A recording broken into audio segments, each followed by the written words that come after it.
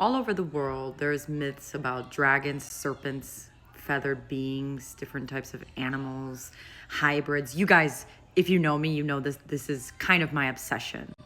I truly believe that these were not just symbols. These were actual things that happened and were documented in humanity.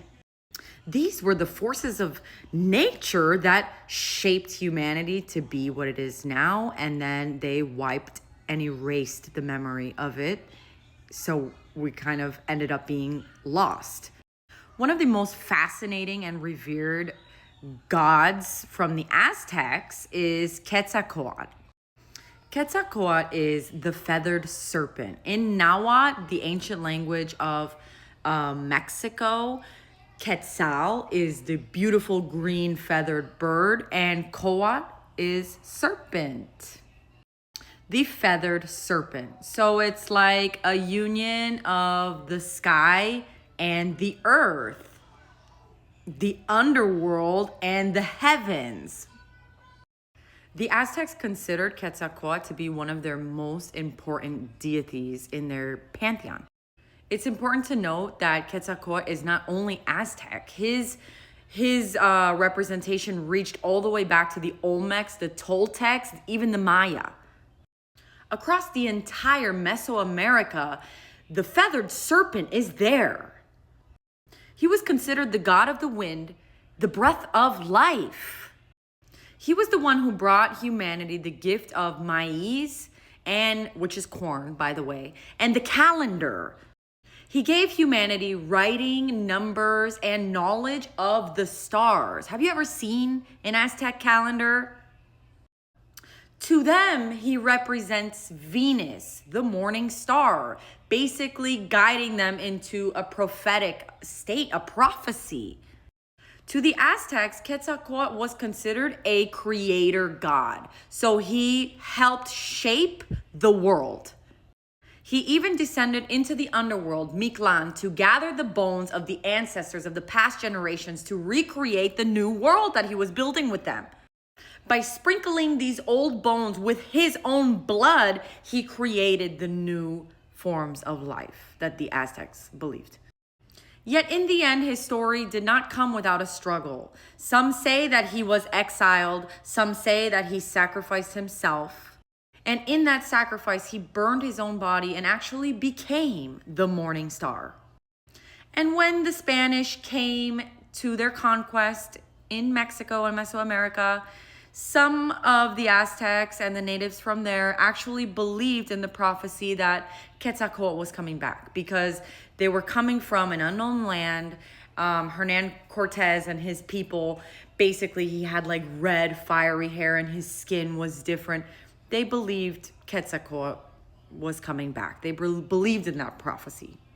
So here we have Quetzalcoatl, which was considered a savior and a god to many of the tribes, not only the Aztecs in Mesoamerica. When you go to Mesoamerica and you see the pyramids, you can see this beautiful serpent figure, feathered serpent everywhere. So you know that this is meaningful to them. A serpent being with feathers and scales. So he's bridging the opposites. And he was the one that brought light to a new humanity.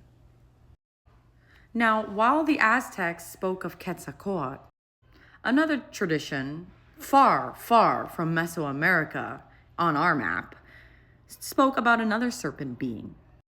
Back in the 2nd century, about 1,800 years ago in Alexandria, Egypt, a new story emerged. It was about another serpent being called Yaldaboath. This was the lion-faced serpent, and the Gnostics knew him as the Demiurge, the false creator. And the story of Yaldaboath goes like this. In the highest of realms, the pleroma, the fullness of divine light, from this source emanated eons.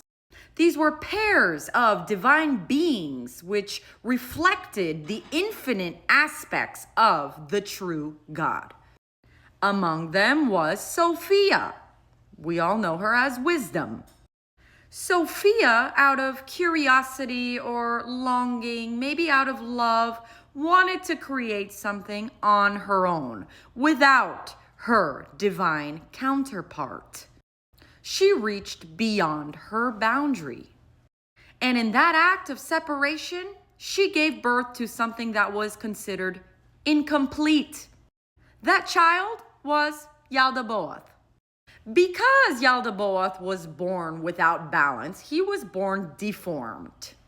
A serpent's body, a lion's head, and he was blazing with power that did not belong to him. He was therefore cast out of the pleroma, and he went to hide in the shadows in between the worlds. But Yaldaboath did not actually know where he came from. He was cast out. He was lost. He had no touch with the higher beings. He really believed that he was the only God. And lost in his arrogance or loneliness, he cried out, "I am God. There is no other beside me." And out of this delusion, he started to create this world. To rule over his newly created world, Yaldaboath brought on a team of watchers called the Archons. These were cosmic rulers who served him. In some myths, there were 7, each linked to a planetary body, each of these being a guardian of fate and illusion. Together, Yaldaboath and the Archons shaped the material world, not as a divine light, but as a trap. Basically, even to some, we would consider a prison. Their goal was to keep the souls incarnated into this material plane, bound by fear and ignorance, keeping them far away from their divine light, since it was divine light that cast him out. This then became Sophia's true sorrow. Her child became an instrument for illusion, but it can also be seen as Sophia's hope. She sought to guide humanity towards awakening, sending whispers of wisdom and sparks of memory and messengers of light into the material world. So let's circle back to the mystery. Why does one culture remember the serpent being as a liberator, while the other remembers this as a false god, a deceiver? Not the same serpent, not just 2 faces of one being, but 2 different forces entirely. One who gave knowledge and life, and one who built a prison of illusion.